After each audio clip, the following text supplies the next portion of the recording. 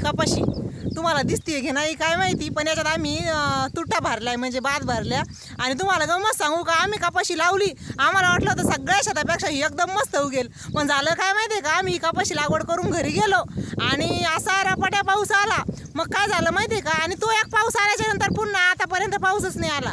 मग झालं काय की त्याच्यावर अशी पापडी बसली ना की काही कपाशी जे मुंडके खाली घातले की वर मुठीचं मुंडकच होईना, काही डोक्यात टोपले घेऊन बसली, तर काही म्हणजे तिला काहीला वरच येता येईना, एवढे हाल झाले. म्हणजे त्यातली किमान 35% तरी कपाशी ती पूर्ण उगवण शक्ती चांगली असताना पण त्या थापटी धरल्यामुळे पूर्ण पॅक झाली.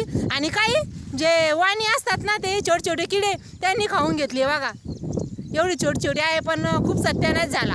फक्त असं नाही की पाऊस जास्त आल्यावरच नुकसान होतं, नुकसान व्हायचं असेल तर कसं पण होतं.